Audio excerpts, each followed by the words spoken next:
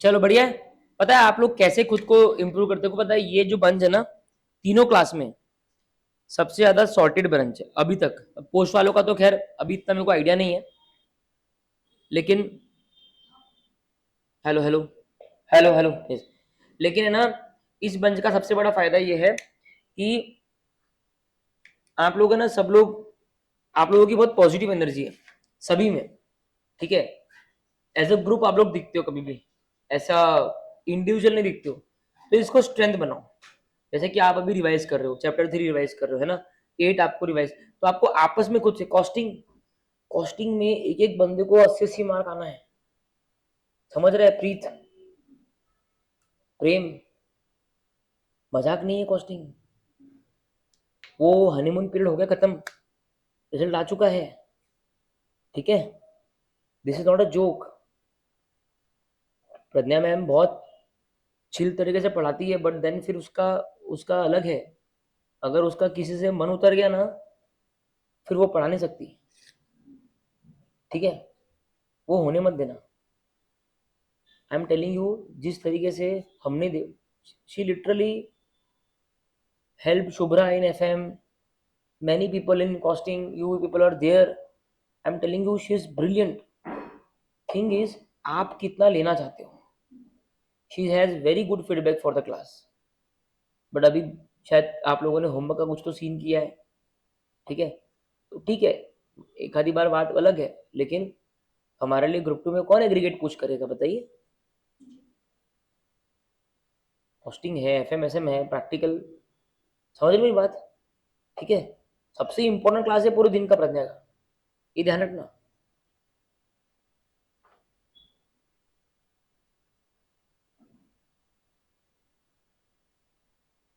Hello hello, हाँ बोलिए।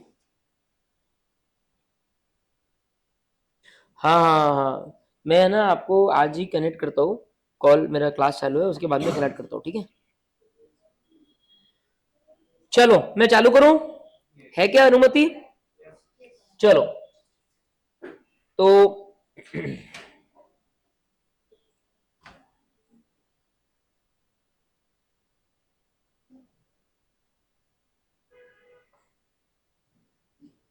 यहाँ पे विजिबल है, ठीक है। काय पे? अच्छा यार, आज तो मेरा नहीं होगा, इच्छा है बट मेरे को लाइब्रेरी पे जाना पड़ेगा। आज हर्ष भी नहीं है वहाँ पे। मैंने प्रज्ञा को तो बोला है, बट वो 2-3 दिन पहले स्टेयर से गिर गई, तो she is having some pain. I don't know, महंग भैया बोल रहे थे, बहुत दिन पहले बोला था। मेरे को तो ये, मेरे को लगा संडे को है। अच्छा कितने बजे आज? अच्छा अभी है, अरे बाप रे, बढ़िया। लेकिन वो अच्छी जगह ले जा रहा है आप लोगों को, वो जगह मेरे को पता है, बढ़िया है। मेरे को एक्चुअली जाने की एक इच्छा थी, क्योंकि मेरे को 11 फाउंडेशन के बंच से थोड़ा सा कनेक्ट करना है, वो पर्पस था उसका।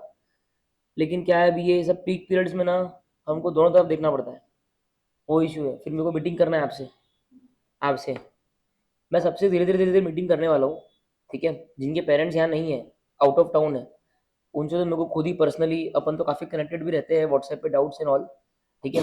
भूमि से ही मैं मीटिंग करूंगा, तो मैं फेस डे में कर रहा हूँ, कोई घाई नहीं है, ठीक है। चालू करें क्या अपन अभी? चल, मेरी चार्ज है, क्या टाइम हो घड़ी में? 40। चलो, एम्फेसिस ऑफ मेटा पैराग्राफ। सिर्फ एक रिक्वेस्ट है, ये जो ट्रांजिशन है 25 मिनट का, ठीक है, उसमें से डिटरमाइन कर लेना कि अपने को रिक्वायर्ड कितना है। कहीं ना कहीं 11:15 की बैच चालू होगी, 11:30, 11:35 तक लगभग। तो देख लेना अपना होमवर्क, अगर सल्टा सको तो सल्टा देना, ताकि घर पे जाके शांति से नींद ले सको आधी घंटा, ठीक है, होमवर्क का टेंशन ना रहे। Emphasis of matter paragraph and other matter paragraph. एक लास्ट चीज चालू करने के पहले मेरे दिमाग में आ जाता है, बोल देता हूँ, भूल ना जाओ। मेरी एक खासियत है, मैंने देखा हर अच्छे स्टूडेंट की एक खासियत होती है, वो ट्राई करता है कि स्कूल से ना, मेरे को हैबिट थी कि मेरे को क्लास से आने के बाद में क्रिकेट खेलना होता था। तब ये होमवर्क होमवर्क करते थे स्कूल में, फिर नहीं तो जलील करेंगे, बाहर खड़ा रखेंगे, ये करेंगे वो करेंगे, फिर पापा को बुलाएंगे, पापा की जगह किसी और को ले जाऊंगा, फिर उसमें प्रॉब्लम, फिर रस्टिकेशन, मेरा ये सब था स्कूल में। मेरे पापा हार्डली 1-2 बार आए, हर बार मेरे शॉप के आदमी, ये वो चाचा है, ये है, बोल बोला कि मेरा पूरा स्कूलिंग वैसा था, पर ना मैंने वो बंद ही कर दिया था। मेरा कभी होमवर्क को लेके प्रॉब्लम नहीं था, मेरा प्रॉब्लम सिर्फ मस्ती को लेके था। होमवर्क मैं क्लास में कर लेता था, मैं पूरा होमवर्क क्लास में कर लेता था। हमारी कोठारी कॉन्वेंट का टाइम एकदम सही था, 1 बजे फ्री, पूरा शाम खेलो। तो मैंने मेरे को हार्डली याद है कि मैं कभी होमवर्क लेके बैठा हूँगा 3-4 बजे बैठ के 2 घंटा होमवर्क कर।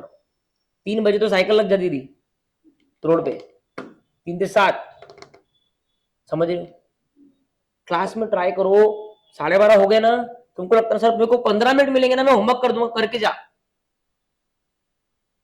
तुम एक दिन करके तुम बोलोगे सर हाँ यार, अब घर पे जाके ना मैं सॉर्टेड तरीके से अपने रिवीजन पे ध्यान दे सकता हूँ, मैं लर्न कर सकता हूँ, खुद का सेल्फ वर्क कर सकती हूँ। नहीं तो वो होमवर्क होमवर्क के चक्कर में ना पूरा दिन कट जाता।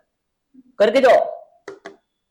चलो ताली तो बजाओ यार, ऐसे मैं आपको ज्ञान देता हूँ इतना, ऐसे ही बोलो। Emphasis of matter paragraph, other matter paragraph, ये बहुत ही इजीएस्ट टॉपिक है और मजेदार है। बार बार पूछते हैं 706 सर, सब चीज को बार बार सभी चीज पूछते हैं, क्योंकि चैप्टर पूछते ही पूछते हैं, इतनी बार पूछते हैं, तुमको क्या होता? बिल्कुल डिफिकल्ट नहीं है, अपने को ये चैप्टर से 10 मार्क चाहिए बॉस, जाने नहीं चाहिए हाथ से। ठीक है, चलो 706 में क्या है, मैंने कल बताया था एम्फेसिस ऑफ मेटा पैराग्राफ, कि ऑडिटर को रिपोर्ट को मॉडिफाई नहीं करना है,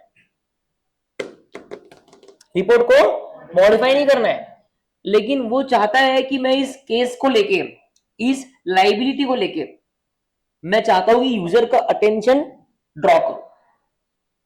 मेरे को डर लग रहा है कि यूजर कहीं नजरअंदाज ना कर दे उस चीज को। ठीक है ना? मेरी कोई लाइबिलिटी नहीं है, यूजर ने नजरअंदाज किया, मैंने डिस्क्लोजर कर दिया, मतलब मैनेजमेंट ने डिस्क्लोजर कर दिया, तो अब मेरी कोई लाइबिलिटी नहीं है। अब यूजर ने अगर उसको नजरअंदाज करा तो गलती किसकी है? बट एक मॉरल होता है अपना, अपने को पता है 400-500 पेज की बुक कौन पढ़ने वाला है, तो मैं चाहता हूं ना कि मैं उसको अटेंशन ड्रॉ करूं। ठीक है, तो इसके लिए आता है एम्फेसिस ऑफ मैटर पैराग्राफ, है ना? अब देखो सर, आप हमको प्रैक्टिकल वर्ल्ड से जोड़ रहे हो, बिल्कुल जोड़ रहे हैं। ये देखो तुमको बताता हूं मैं, कहा गया हूं, ये देखो, ये था अपना, है ना? ये सारे एलिमेंट्स तुमको दिखेंगे यहाँ पे, है ना? अभी देखो इसमें तुमको दिखाता हूं मैं, वैसे तो एम्फेसिस ऑफ मैटर बीपीसीएल में शायद ही होगा,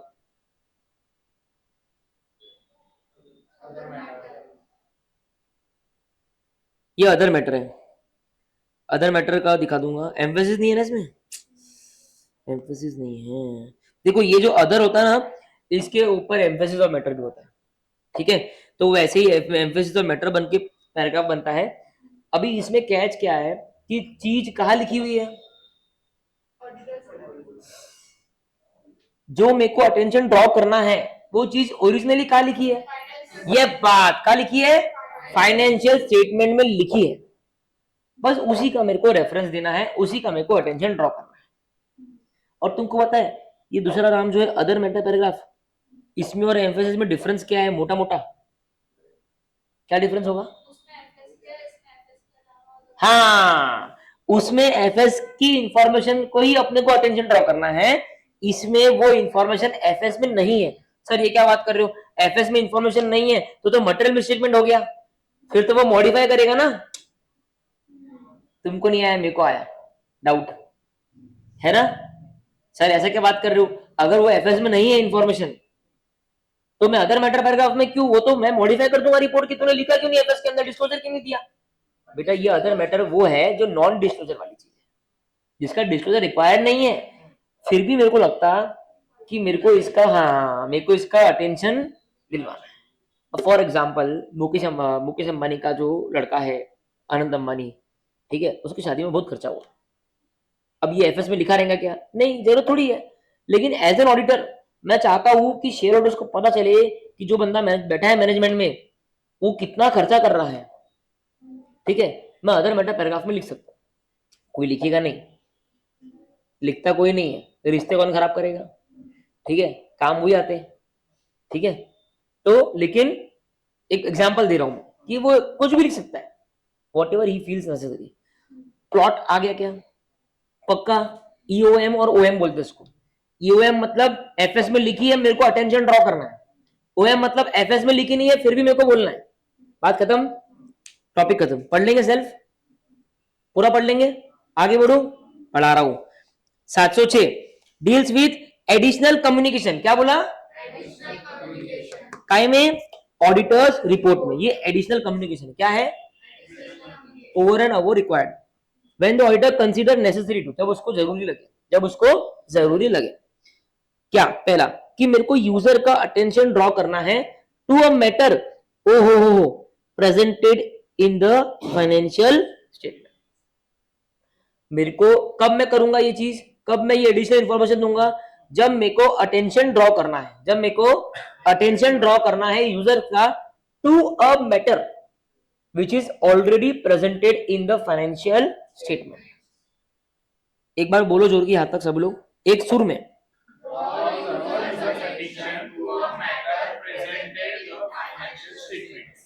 सेंटेंस पढ़ने के दो तरीके होते हैं, एक पढ़ना और एक फील लेके पढ़ना, तोड़ के पढ़ना। ठीक है, चल हो गया। That are of such importance that they are fundamental to users understanding. User की अंडरस्टैंडिंग के लिए बहुत जरूरी है। फंडामेंटल लिख दो, नेसेसरी लिख दो, कुछ भी लिख दो, समझ में आई बात? ठीक है, पढ़ो सब लोग जोड़ के इसको।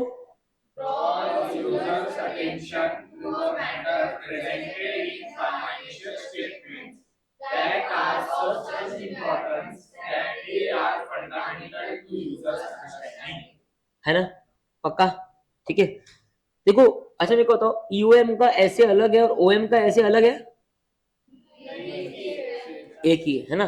तो ये बात किसकी हो गई? ये बात किसकी हो गई? क्यों भूमि? ये बात की प्रेजेंटेड इन फाइनेंशियल स्टेटमेंट है। दूसरा देखो, draw users attention, same to same, to a matter लिख दो, टू एनी लिख दो, कुछ भी लिख दो, other than those presented, other than those presented in the financial statement that are all relevant to the users। Clear है सबको? क्लियर है? पक्का? डन? ओके, तो ये हो गया। तो ये बात करता है ये काय से डील करता है। अभी तक के नोट्स लाइव है सभी के? क्या बात है। डेफिनेशन ऑफ ईओएम, ठीक है, सभी लोग इस डेफिनेशन को पढ़ो बोर्ड पे।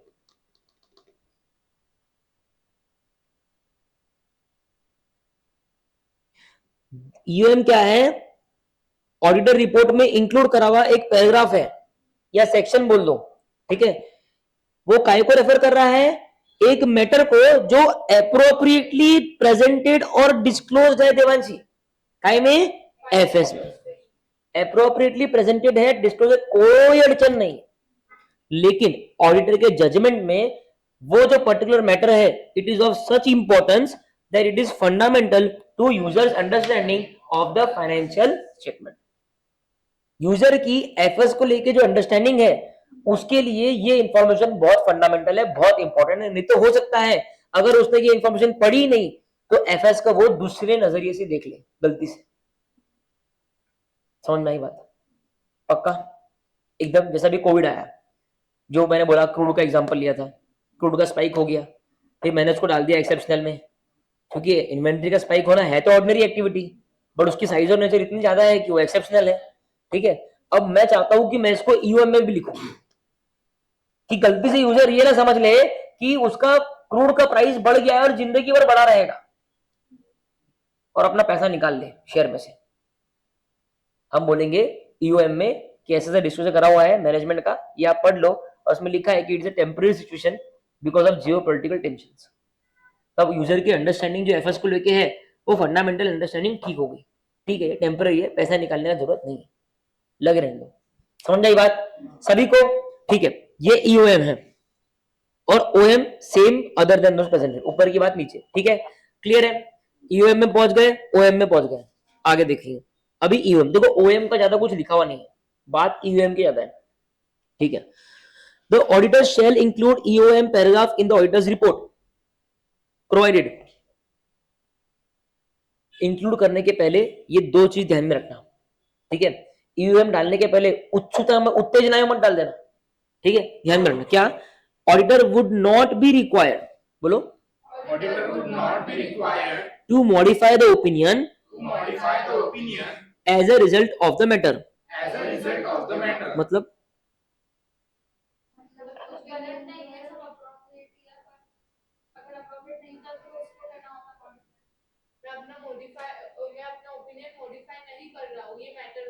नहीं नहीं नहीं, वो नहीं, वो नहीं सर जो वो ओपिनियन दे रहा वो जरूरी नहीं है एसए के हिसाब से। नहीं नहीं नहीं मतलब ईओएम के लिए अपन को मॉडिफाई ओपिनियन नहीं देना।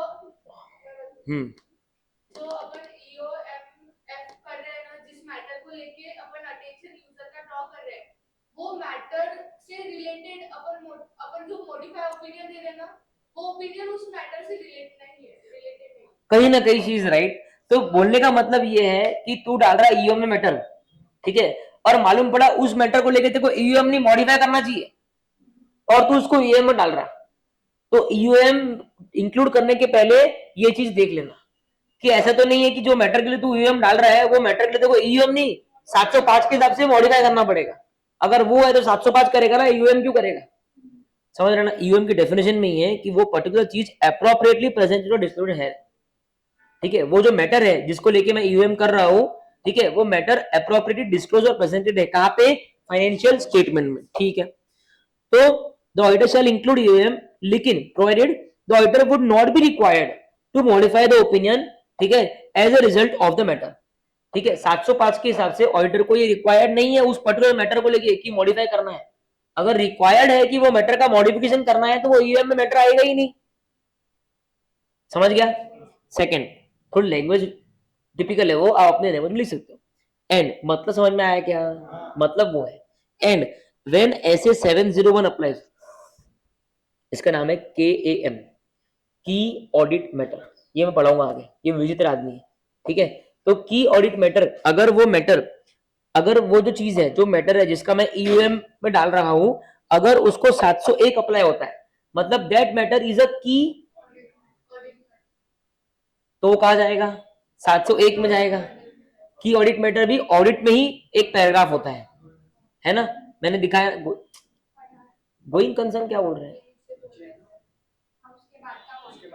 वो एलिमेंट्स में लिखा है क्या? अच्छा ठीक है। तो केएम में जाए, अगर वो चीज केएम में जा रही है, the matter has not been determined to be key audit matter to be communicated in the auditor's report.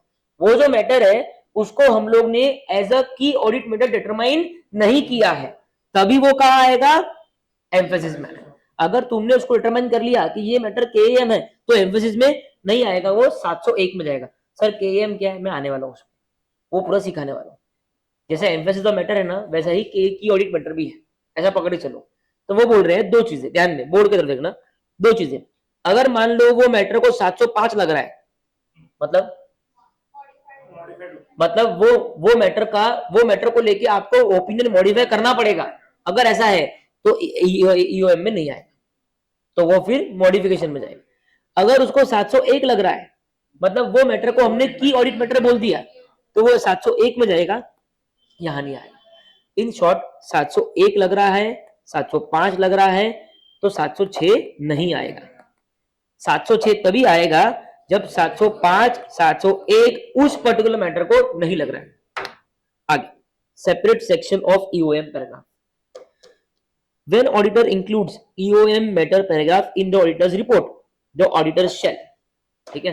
अभी जब एग्जाम में आएगा क्वेश्चन कि आपकी audit matter include, emphasis of matter paragraph include कर रहे हो, इंक्लूड करते वक्त क्या क्या चीजें आपको ध्यान में रखनी है, क्या क्या चीजें आपको ध्यान में रखनी है, तो उसमें पहले तो आप लिख दोगे 701 705, ठीक है। अपनी इंग्लिश बना के लिख देना कि the matter doesn't fall in 701 की audit matter, the matter doesn't warrant a modification in the auditor's report as per SA 701, ठीक है। उसके बाद में नीचे की तीन चीजें, तो auditor shall include the paragraph with in a separate section of the auditor's report, include the paragraph within a separate section of the auditor's report with an appropriate heading that includes the term emphasis of matter paragraph। वो बोल रहा है कि अगर आप EOM डालोगे तो आपको ये पैराग्राफ एक सेपरेट सेक्शन में डालना है। Include the EOM paragraph in a separate section, मतलब बेसिस, टाइटल, एड्रेसी, उसके बाद में ओपिनियन, बेसिस पर ओपिनियन, ठीक है, ऐसे करते करते फिर उसके बाद में एम्फेसिस ऑफ मैटर। किसी में मर्ज मत कर देना, मर्ज कर देगा ना तो पूरी ऑडिट रिपोर्ट का इंटरप्रिटेशन गलत हो जाएगा। ठीक है, उसको बोल रहा है ये जो पैराग्राफ है तेरा ईओएम पैराग्राफ, इसको सेपरेट सेक्शन में रखना है ऑडिटर्स रिपोर्ट। काय में रखना है? सेपरेट सेक्शन में विथ एन अप्रोप्रिएट हेडिंग, और उसका अप्रोप्रिएट हेडिंग भी होना चाहिए। हेडिंग क्या होना चाहिए? Emphasis of matter. मजा आ रहा है? दूसरा देखो, include in the paragraph a clear reference to the matter being emphasise. ठीक है, जो मैटर को आप एम्फसाइज कर रहे हो उसका क्लियर रेफरेंस दे दो कि वो फाइनेंशियल स्टेटमेंट्स में कौन से पेज नंबर पे कहा है, क्योंकि वो अप्रोप्रिएटली डिस्क्लोजर प्रेजेंटेड है तो शेयर होल्डर जाके वहां पे भी देख लेगा। ठीक है, include in the paragraph a clear reference to the matter being emphasized and to where relevant disclosure that fully describe the matter can be found in the financial statement. Financial statements में आप उस matter को लेके पूरा disclosure कहां पे पा सकते हो? पेज नंबर 610 ऐसा लिख देना। तो कैसे लिखेंगे मालूम? इसका एक्सटेंट क्या रहेगा?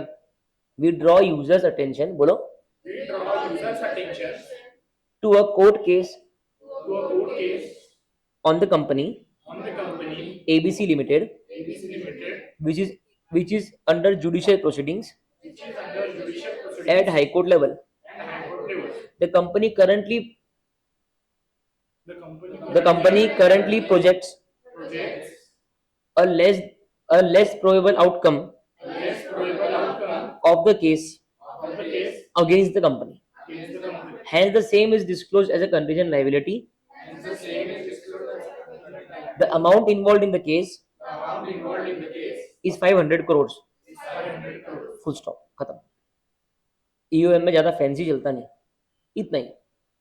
For full disclosure For full disclosure of this information, of this information, users are advised users are advised to refer page number 610. to page number 610.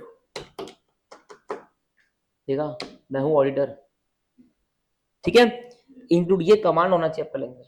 आपको जरूरत नहीं लर्न करने की, आपको चीज पता है ना। भूमि हिंदी में, अपन इंग्लिश में लिख सकते हैं उसको। इसको बोलते हैं कला ऑफ एलोबरेशन। किसी को गॉड गिफ्ट होता है, कोई मेहनत कर करके डेवलप करता है। जिसके पास में ये है उसके लिए कुछ डिफिकल्ट नहीं, बट देन कुछ लोगों को इसके साथ में एनालिटिकल माइंड भी होता है, जो मेरा थोड़ा कम है। अगर वो है तो वो बंदा तो फिर JEE हो या AR1 हो या यूपीएससी, उसके लिए कोई बड़ी बात नहीं। एनालिटिकल माइंड मतलब बहुत फास्ट चीजों को कैच कर लेना। ठीक है, और एनालिटिकल माइंड होने के लिए पता है क्या लगता है? Zero over thinking, zero confusions, zero distractions, only one goal. ठीक है, include in the paragraph a clear reference to the matter being emphasised. जो मैटर को तुम एम्फसाइज कर रहे हो उसका एक क्लियर रेफरेंस दो कि क्या एम्फसाइज कर रहे हो, and to where relevant disclosure that fully describe this particular matter can be found in the financial. Indicate that the auditor opinion is not modified in respect of the matter emphasise. जो तू बोल रही थी, ये भी indicate कर दो कि because of this matter auditors opinion is not modified. Clear है? पक्का क्लियर है? एकदम क्लियर है? ठीक है, ये 5 चीजों को लर्न करो अभी की अभी। मैक्सिमम क्वेश्चंस इस पे आए हुए, हाथों हाथ। 1 मिनट का टाइमर, चलो टाइमर ऑफ 1 मिनट।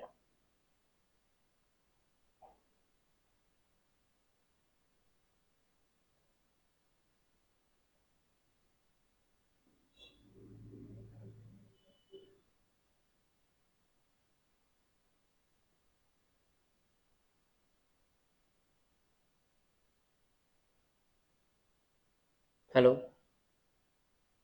हेलो,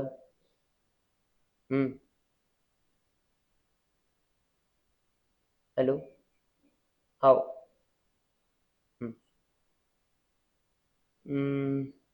क्या मालूम, देखना पड़ेगा। ठीक है,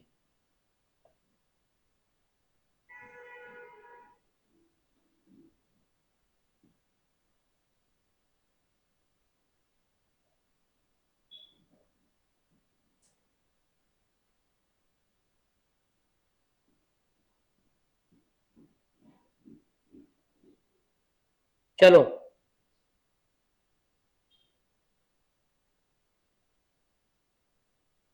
डन, ठीक है। एक आखिरी रिवीजन 701 705, ठीक है। उसके बाद में हिंदी में बात करेंगे। उसके बाद में clear reference to the matter and indicate where the full disclosure of this particular matter can be found in the financial statements. उसके बाद में heading, separate section, separate paragraph in the auditor's report और indication that because of this matter auditor is not modifying his opinion. ओहो, मजा आ गया।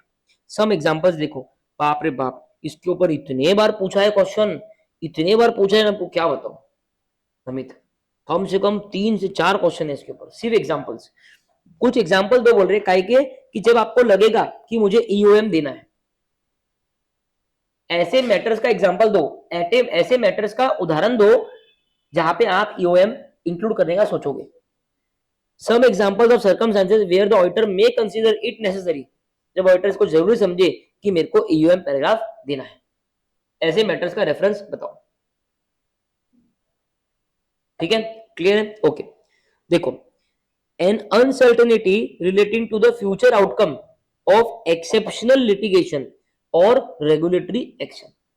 Company के ऊपर, अरे यार ये एसी वैसी बंद है क्या, तो उसको करो ना थोड़ा कम यार।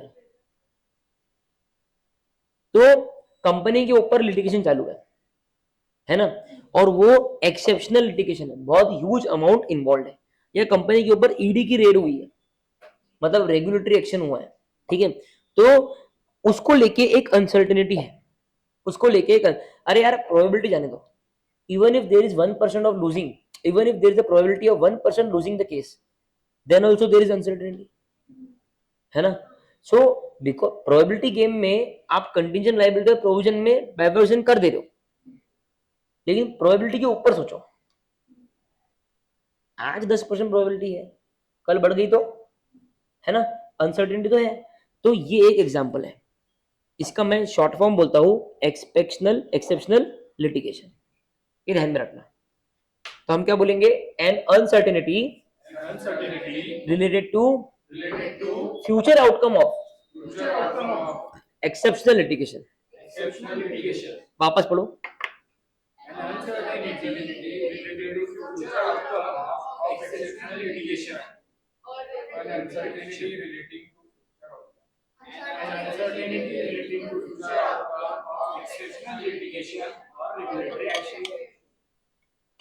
ठीक है। अभी पढ़ो चौथा नंबर का, अ मेजर कैटास्ट्रॉफ, क्या बोला, a major catastrophe that has a significant effect on the entity's financial position। एक मेजर कैटास्ट्रॉफ मतलब बहुत बड़ा डिजास्टर बोलो, हादसा बोल दो, ठीक है। अब मान लो वो 9/11 में वो बिल्डिंग के ऊपर प्लेन चल गए थे अमेरिका में, ठीक है। अब वो कंपनी का एक बेस, पूरा वो कंपनी का बेस एक स्टार्टअप था जो उस फ्लोर पे था, और उसका कोई अंश नहीं है, सारे सर्वर भी वही है, सब वही है, एम्प्लॉय भी वही है, कंप्यूटर भी वही है, सब वही है, और प्लेन वो फ्लोर से निकला था। अब वो मेजर कैटास्ट्रॉफ हो गया, कंपनी के फाइनेंशियल पोजीशन को बैडली इंपैक्ट कर दिया, ठीक है।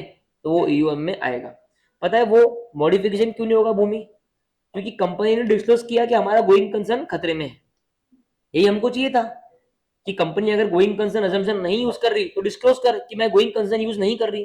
कंपनी ने किया तो कंपनी ने फुल डिस्क्लोजर किया, अब उसमें मॉडिफाई कैसे करें। लेकिन मेरे को यूजर को बताना है कि भाई इससे कोई खरा नहीं है, चलेगी नहीं, तो मैं इसलिए ईओएम में लिख रहा हूं कि a major catastrophe that has a significant effect on the entity's financial position, ठीक है। 3 टुकड़े बोलो, a major catastrophe that has a significant effect on the entity's financial position. अभी पहला वाला बोलो बिना देखे,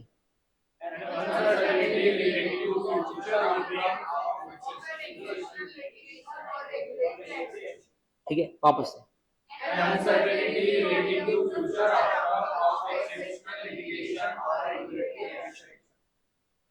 और अब चौथा वाला,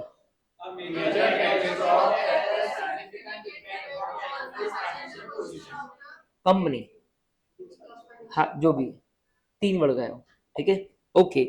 उसके बाद भी देखो, a significant subsequent event that occurs between the date of the financial statements and the date of the auditor's report. क्या होता है, ये अपन पढ़ने वाले हैं, ठीक है।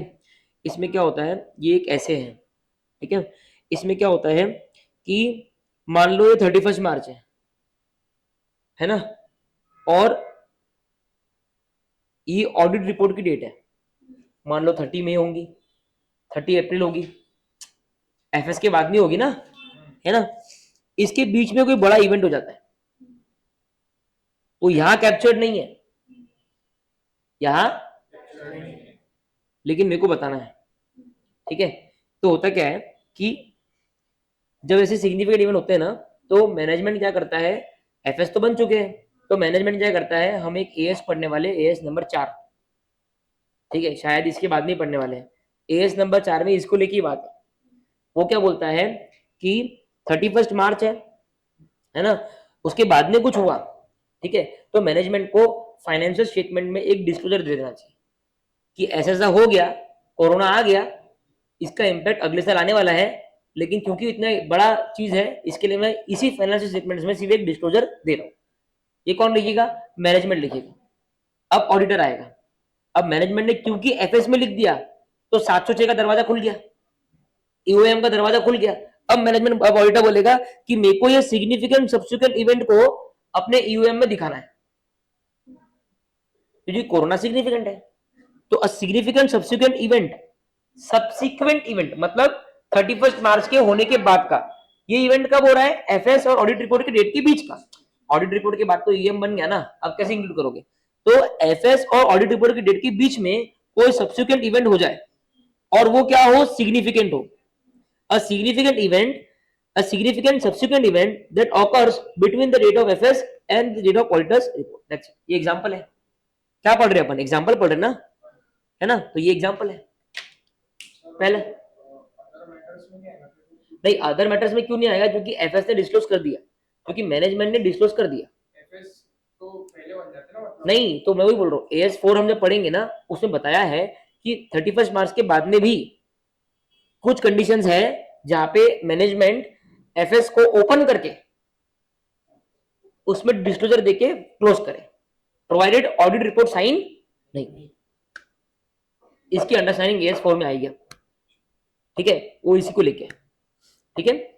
उसका नाम है इवेंट्स ऑकरिंग, बोलो, after the balance sheet date, ठीक है। ये सब एक मूवी जैसा लग रहा है ना, पार्ट 1 पार्ट 2, ठीक है। चलो अभी अगर एग्जाम में क्वेश्चन आया कि ईओएम के एग्जांपल दो, तो पहले क्या बोलेंगे, अनसर्ट, नहीं ऐसा मत बोलो, ऐसा मत बोलो, हेड पॉइंट्स बोलो। पहला है एक्सेप्शनल लिटिगेशन, पहला। दूसरा क्या है, मेजर कैटास्ट्रॉफ। तीसरा क्या है, सब्सिक्वेंट इवेंट्स। वापस स्टार्ट।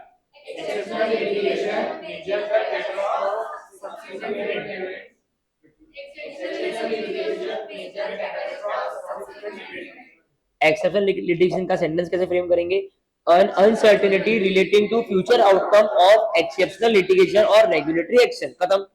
उसके बाद में major, a major catastrophe that has significant effect on the financial position of the company। उसके बाद में subsequent event, a significant subsequent event occurred between the FS date and date of auditor's report। उसके बाद में तीसरा point, early application. क्या हुआ देवांशी,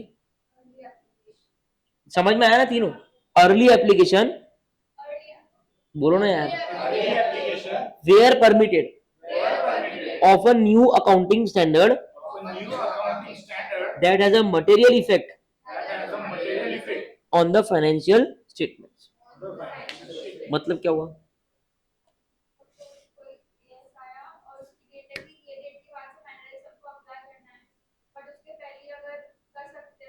हाँ हाँ, शी इज एब्सोल्युटली राइट, ठीक है।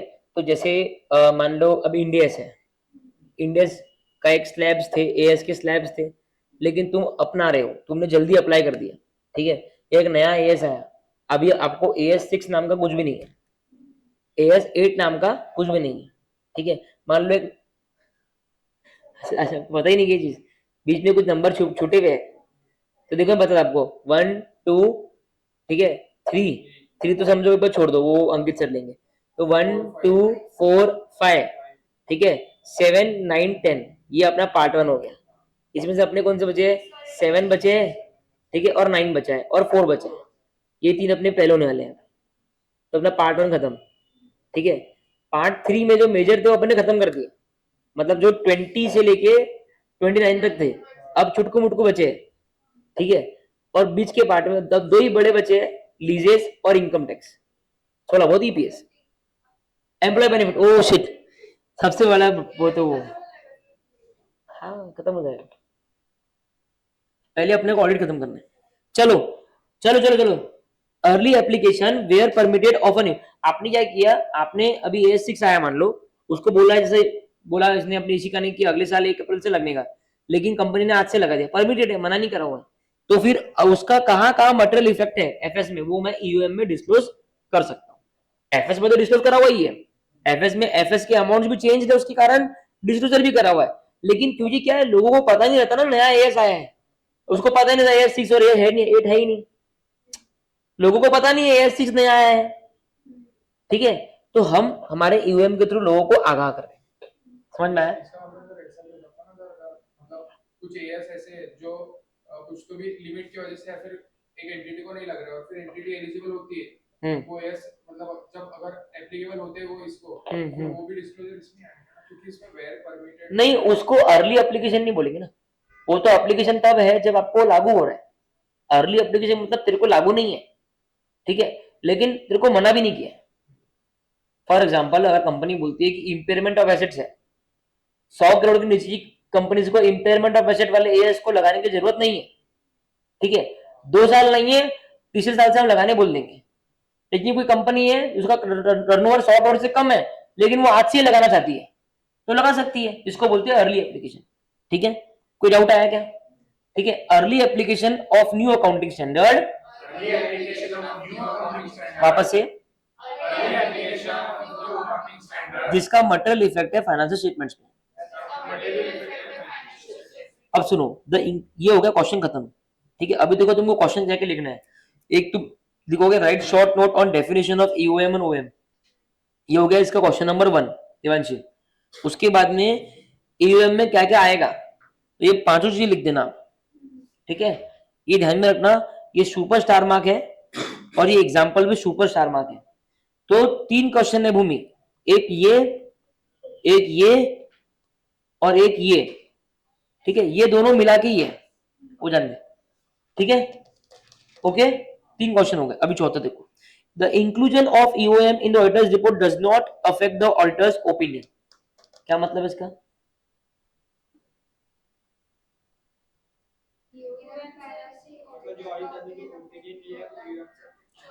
जो है वही है, ईओएम मैंने इंक्लूड किया, दैट डजंट मीन कि मैं खराब ओपिनियन दे रहा हूं, समझा क्या? ईओएम इंक्लूड किया दैट डजंट मीन कि मैं खराब ओपिनियन दे रहा हूं, ठीक है, that doesn't affect my original opinion, and EOM is not a substitute for. बहुत लोग क्या समझते हैं कि यार मैं मॉडिफिकेशन नहीं करता हूँ, ईओएम देता हूँ, तो ये आईसीए क्लियर कर रही है कि ईओएम ईओएम है, ईओएम किसी का सब्स्टिट्यूट नहीं है।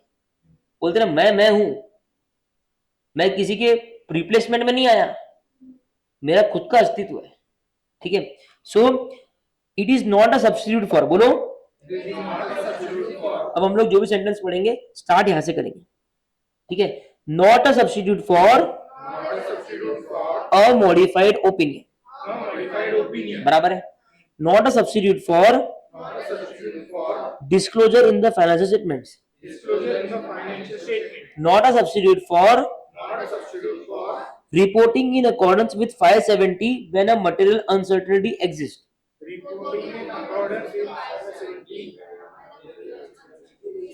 अब देखो 3 चीजें, वो बोलता है 3 चीजों के लिए मैं सब्स्टिट्यूट नहीं है, ईओएम 3 चीजों के लिए सब्स्टिट्यूट नहीं है, एक 705 के लिए, एक डिस्क्लोजर के लिए, कि सर ये क्या बोल रहे हो, देखो कोई डिस्क्लोजर है, मान लो कंडीशन लायबिलिटी की बात चल रही थी, मैनेजमेंट क्या बोलता है मेरे को कि सर आप ईओएम में डाल रहे हो क्या, बोले डाल रहा हूं, तो सर एक काम करो आप ईओएम में डाल दो, मैं एफएस में डालता नहीं हूँ, बोला क्यों, सर ईओएम में डाल दो, एक जगह ठीक है ना, दो जगह क्यों डाल रहे हो, तो मैं उसको बोलूंगा EOM is not a substitute for a disclosure which is required in FS in accordance with ईएफआरएफ।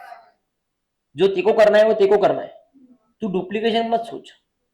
Modification, EOM is not a substitute for a modified opinion जो 705 के हिसाब से मेरे को इश्यू करना है, वो मैं ऊपर करूंगा अलग करूंगा। और तीसरा है 570। 570 मतलब a material uncertainty exist in regards to going concern of the company. अगर कोई मटेरियल अनसर्टेनिटी है तो कंपनी को एफएस में डिस्क्लोज करना पड़ता है, और पूरे के पूरे एफएस को उसके हिसाब से मॉडिफाई भी करना पड़ता है, एफएस के अमाउंट्स को रियलाइजेबल अमाउंट्स पे। यस, लेकिन एम्फेसिस ऑफ मैटर पैराग्राफ में हम जब डाल रहे हैं तो मैनेजमेंट हमको बोलता है सर एक काम करो, आप गोइंग कंसर्न को लेके ईओएम में लिख दो, हम एफएस में नहीं लिखते, हमारा इंप्रेशन खराब होगा। हम क्या बोलेंगे, not a substitute for SA 570। जो तेको एसए 570 गोइंग कंसर्न के हिसाब से करना है वो तेको करना ही है, तू मेरे को मत सिखा मेरे को क्या करना है। तो reporting in accordance with SA 570, SA 570 के हिसाब से जो रिपोर्टिंग करनी है, EOM is not a substitute for such reporting. बोल सकता ना सर, तो EOM is not a substitute for SA 570 reporting. क्या बात है, अद्भुत, ठीक है। Reporting in accordance with SA 570 when a material uncertainty exist relating to events. कुछ इवेंट्स को लेके मटेरियल अनसर्टेनिटी एग्जिस्ट करती है, जिसके कारण कंपनी की एबिलिटी के ऊपर to continue as a going concern एक सिग्निफिकेंट डाउट खड़ा हो गया है। ठीक है, बोलो, अ मटेरियल अनसर्टेनिटी एग्जिस्ट। किस चीज को लेके अनसर्टेनिटी को लेके है, इवेंट को लेके, बस बस बस बस बस। मटेरियल अनसर्टेनिटी एग्जिस्ट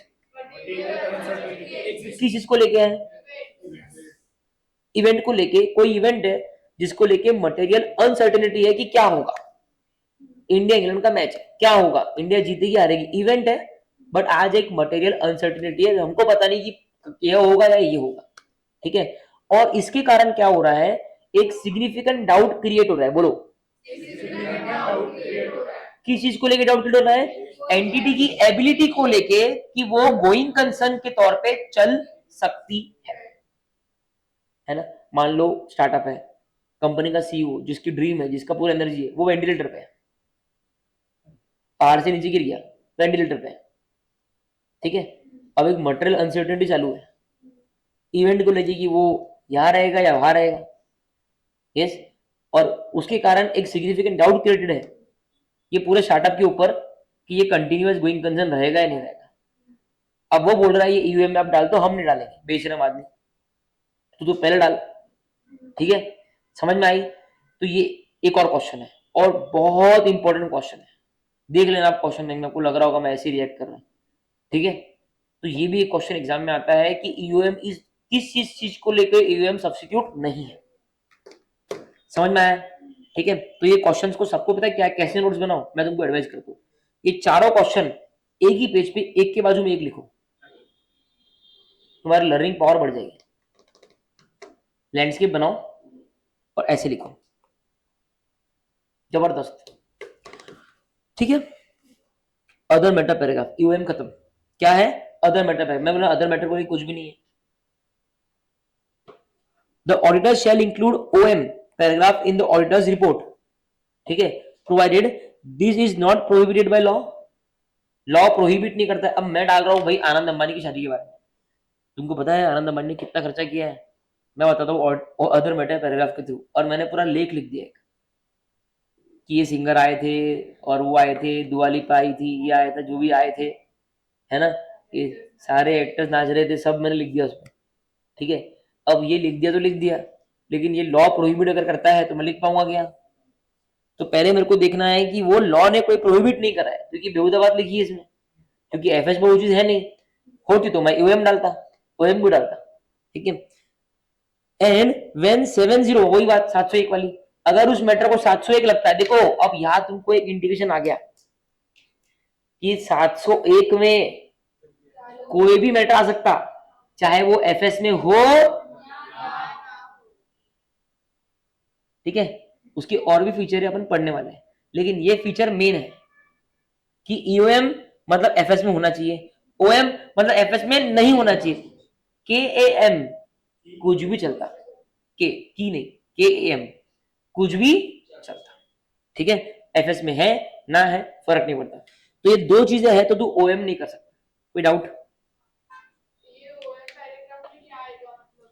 मैं बताया ना आनंद अंबानी। वो तो लॉ ने कर दिया। अरे मैं बता रहा लॉ ने प्रोहिबिट किया होगा, तो मैंने थोड़ी बोला प्रोहिबिट किया है। अरे क्यों नहीं चलता? अरे 10,000 करोड़ तुम शादी पे लगा रहे हो, क्यों नहीं चलता वो तो बताओ। शेयर होल्डर का जानने का हक है ना।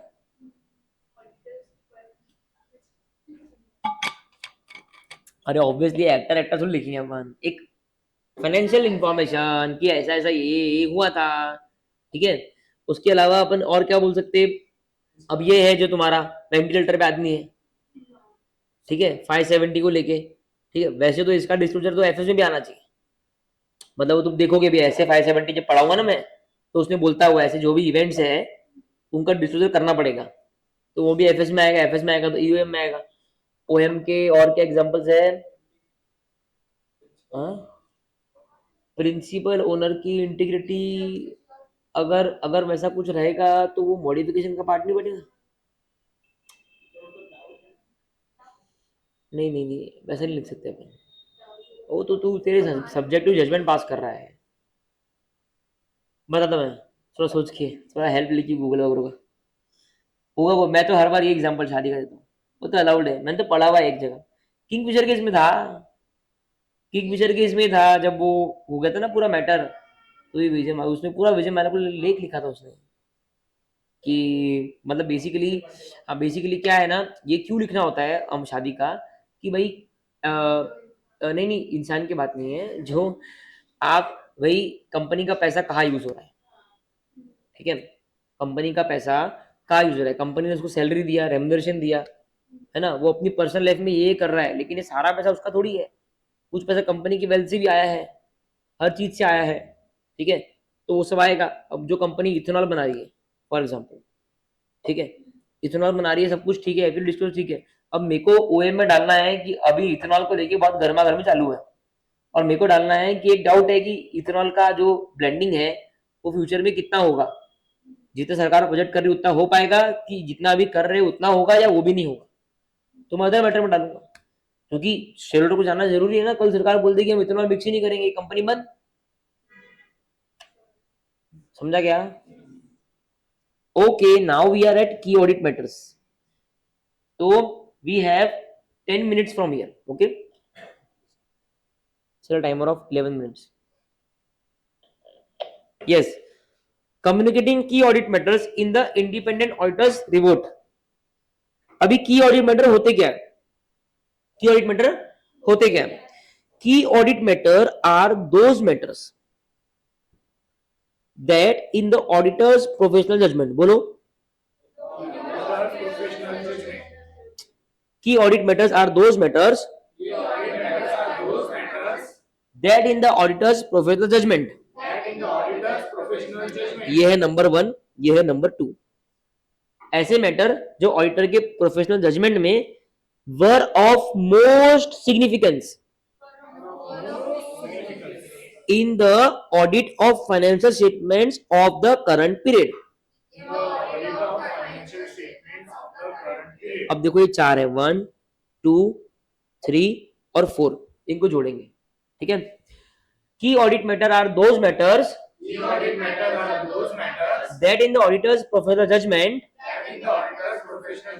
are of most significance in the audit of financial statements. समझ में आया? सबसे सिग्निफिकेंट मैटर्स, ठीक है। Key audit matters are selected from the matters communicated to TCWG.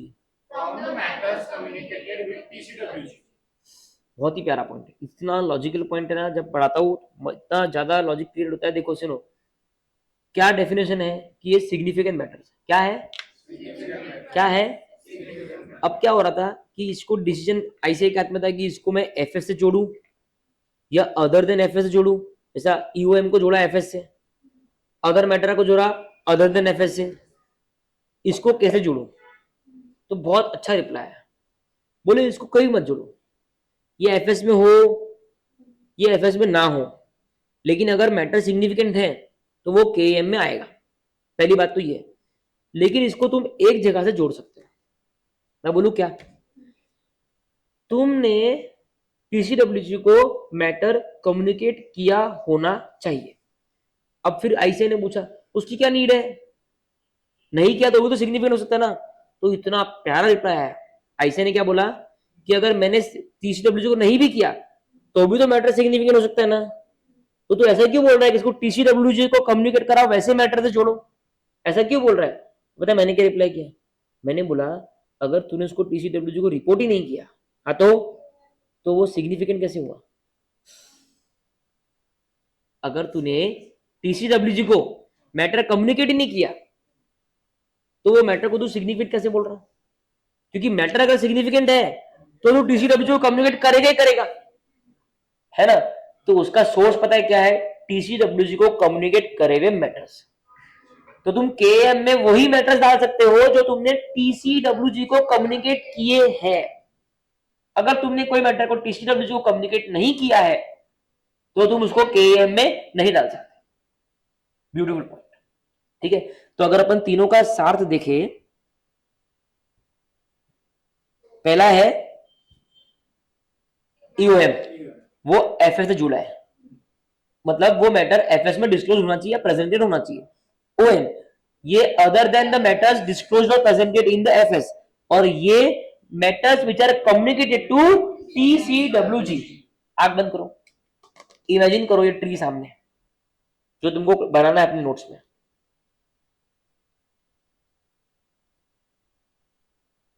पहला ईओएम, फिर ओएम, फिर केएम।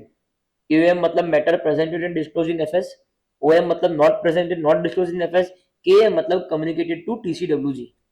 आप खोल लो, ठीक है, क्लियर है?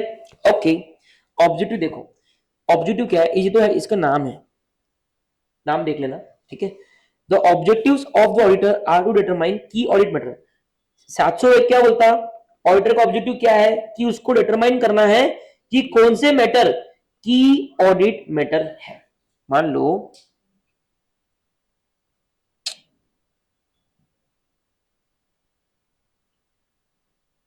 मान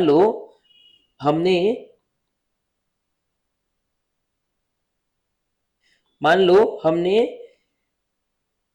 टीसीडब्ल्यूजी को 100 मैटर कम्युनिकेट किए पूरे ऑडिट के दौरान।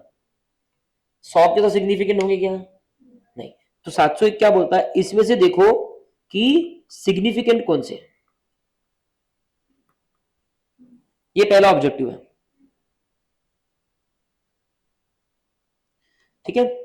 The objective of the auditor is to determine the key audit matter and having formed an opinion on the financial statements communicate those matters by describing them in the auditor's report। और फिर आपको अपना opinion बनाना है as per ऐसे 700 या 705 whatever rate में भी, उसका केएम से कोई लेना देना नहीं है, और अपने ऑडिट रिपोर्ट में ये की ऑडिट मैटर्स को आपको कम्युनिकेट भी करना है। ये आपका ऑब्जेक्टिव है। तो पहला ऑब्जेक्टिव क्या है? केएम आइडेंटिफाई करना, दूसरा कम्युनिकेट करना। आइडेंटिफाई और कम्युनिकेट, बोलो।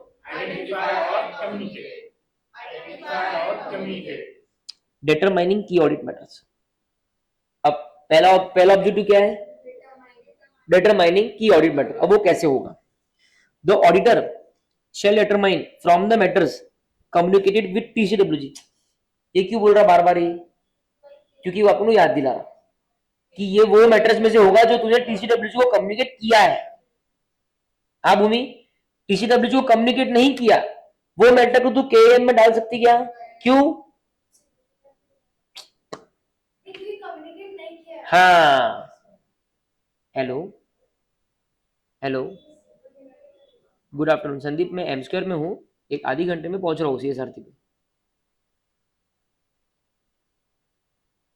क्या आएगा मैसेज? हाँ अभी आ जाओ ना, आधी घंटे से आ जाओ।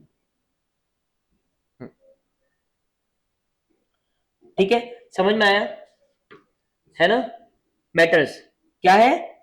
मैटर्स है। तो ऑडिटर को डिटरमाइन करना है, ऑडिटर की ऑडिट, पहला ऑब्जेक्टिव क्या है?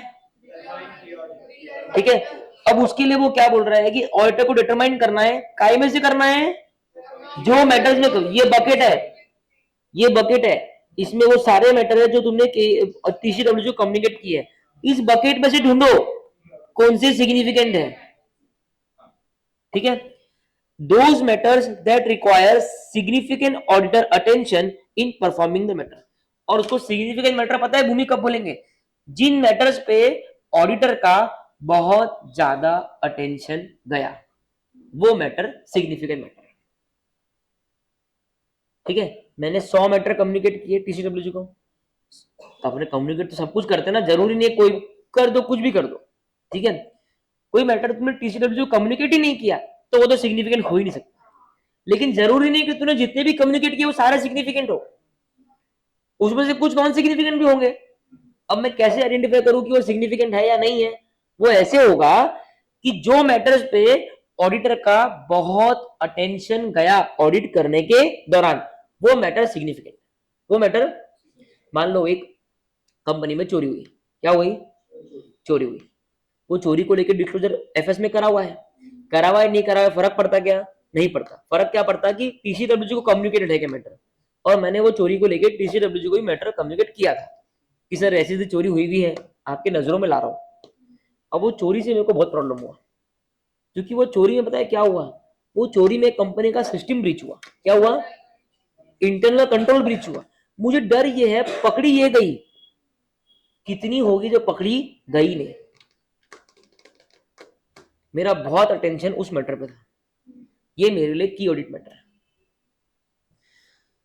दोज मैटर्स बोलो, that required significant auditor attention in performing the audit. In making this determination, the auditor shall take into account the following. कौन से मैटर की ऑडिट मैटर है, ये करते वक्त ऑडिटर को नीचे दी गई चीज ध्यान में रखनी है। ये क्वेश्चन बनी है, क्वेश्चन लिख लो। अच्छा लिख लेना है ना, मैं इसमें यहाँ पे लिख दूं क्या नीचे, अपनी रफ बुक में लिख लो भले,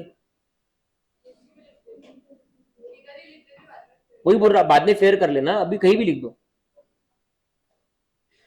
Key audit matters are determined. Key audit matters are determined from the matters communicated to TCWG.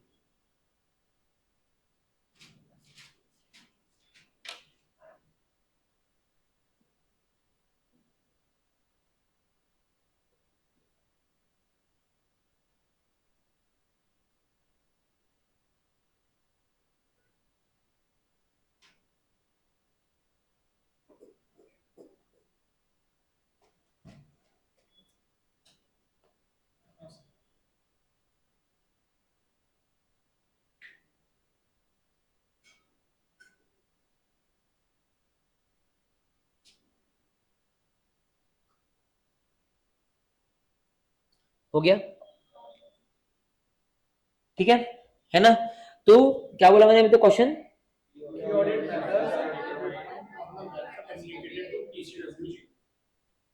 while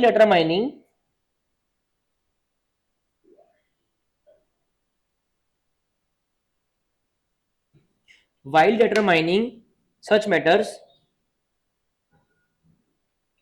shall state what shall be taken into account by the auditor,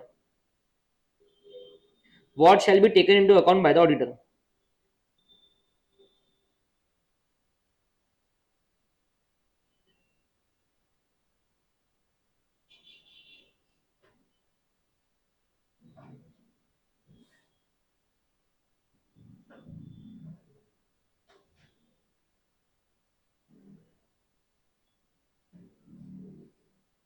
ठीक है, अब ये तीन चीजें इसमें आएगी, टाइम खत्म हो गया, देख लो लेकिन सिर्फ तीन, ठीक है।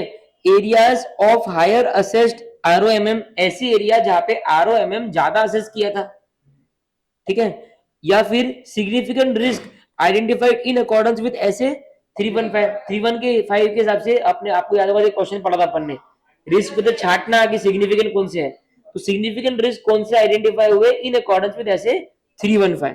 ये है आपका एक कंसिडरेशन जो आप लोगे व्हाइल डिटरमाइनिंग कि कौन से मैटर सिग्निफिकेंट मैटर है जो मुझे केईएम में बोलने। पहला कि कौन से एरियाज में हायर आरओएम था, और कौन से रिस्क सिग्निफिकेंट रिस्क थे। दूसरा, significant auditor judgement relating to areas in the financial statements that involve significant management judgment। Financial statements में ऐसी एरियाज जहां पे सिग्निफिकेंट मैनेजमेंट जजमेंट था, जहां पे significant management judgement, like provision बनाना है ना, प्रोविजन बनाने में मैनेजमेंट एस्टिमेट नहीं कर पाता एक्चुअल अमाउंट क्या लेना है, बहुत ज्यादा जजमेंट उसका इन्वॉल्व किया मैनेजमेंट ने, ठीक है, कि ये हारेंगे तो इतना होगा, पेनल्टी इतनी होगी, ये होगी, ये कुछ भी सर्टन नहीं है, एक जजमेंट है, हाई जजमेंट इन्वॉल्व है, बेसिक जजमेंट नहीं है। और उस जजमेंट को चेक करते वक्त मैंने भी मेरा बहुत जजमेंट लगाया, मतलब ऑडिटर ने, ठीक है, मैनेजमेंट तो खुद का लगाया और मैंने भी मेरा जजमेंट लगाया, ये कोविड में बहुत हुआ, ठीक है। तो सिग्निफिकेंट ऑडिटर जजमेंट्स, आपके सिग्निफिकेंट ऑडिटर जजमेंट्स क्या हुए पूरे ऑडिट में, ठीक है, जिसमें मैनेजमेंट के भी सिग्निफिकेंट जजमेंट इन्वॉल्व थे, ठीक है। सिग्निफिकेंट ऑडिटर जजमेंट किस चीज को लेके, relating to areas in the FS, ऐसी एरियाज एफएस के अंदर जहां पे आपका सिग्निफिकेंट जजमेंट लगा और मैनेजमेंट का भी लगा, समझा। और पहला एरिया जहां पे हायर आरओएमएम है या फिर सिग्निफिकेंट रिस्क जो आपने ऐसे 315 के हिसाब से ढूंढे, है ना, मतलब अगर देखोगे, ठीक है, मैं अगर ये करूं, ये बोलूं क्या है भाई, मैं अगर बोलूं डिटर्मिनेशन, क्या, डिटर्मिनेशन ऑफ KAM, तो इसमें पहला क्या है, पहला है एरिया ऑफ हायर ROMM, है ना, दूसरा क्या है, सिग्निफिकेंट रिस्क एज पर 315, उसके बाद में क्या है, सिग्निफिकेंट ऑडिटर जजमेंट कहां पे इन्वॉल्व है,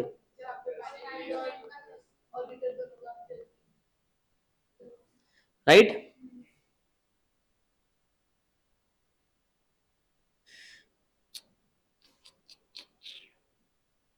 ठीक है, उसके बाद में including accounting estimates that have been identified as having high estimation certificate, वही जो मैंने बताया ना आपको प्रोविजन का, इंक्लूडिंग अकाउंट, ऐसे अकाउंटिंग एस्टिमेट जहां पे ज्यादा अनसर्टेनिटी इन्वॉल्व, ठीक है। तीसरा और आखिरी, the effect on the audit of significant events that awkward during the period, जो भी सिग्निफिकेंट इवेंट्स इस साल हुए हैं उसका ऑडिट पे क्या इफेक्ट हुआ, उसका ऑडिट पे क्या इफेक्ट हुआ है, ठीक है। मान लो मालक मर गया, कंपनी का मालक मर गया, ठीक है, उसका ऑडिट पे क्या इफेक्ट हुआ, ऑडिट पे ये इफेक्ट हुआ कि जो भी नया मैनेजमेंट आया, ठीक है, वो थोड़ा अपने से समझ में नहीं आ रहा काम, क्योंकि फर्स्ट टाइम है, ठीक है। ये तीन चीजों को आपको ध्यान में रखना है जब आप डिटरमाइन कर रहे हो कि कौन सा इवेंट, कौन सा मैटर सिग्निफिकेंट मैटर है। पहला, कहां कहां पे हायर ROMM है, दूसरा कहां कहां पे सिग्निफिकेंट रिस्क है, पहला, जब तक यहाँ पे सबको लर्न होता नहीं, क्लास छूटने वाली नहीं है, पहला, दूसरा, तीसरा, सिग्निफिकेंट ऑडिटर जजमेंट काय को लेके, relating to areas in the financial statement जहां पे मैनेजमेंट का भी सिग्निफिकेंट जजमेंट था। उसके बाद में effect on audit of significant events occur during the year, इस साल जो सिग्निफिकेंट इवेंट हुए हैं उसका ऑडिट पे क्या इफेक्ट, ठीक है। ये चीजों को ध्यान रखना है, क्लियर है क्या, ये भी आंसर हो गया। पूरे नोट्स यहां तक बना के लाना अच्छे से और लर्न भी करके आना, ठीक है। आज चैप्टर 3 का एडिशनल कोई पेज नहीं है, जितना किया है 7 पेज किए ना, उतने रिवाइज करने हैं, ठीक है, चैप्टर 3 के। और चैप्टर 8 जितना अभी तक हुआ है उतना हल्का फुल्का लर्न करके जरूर आना, ठीक है। बाद में मत बोला सर पहले बोला नहीं था।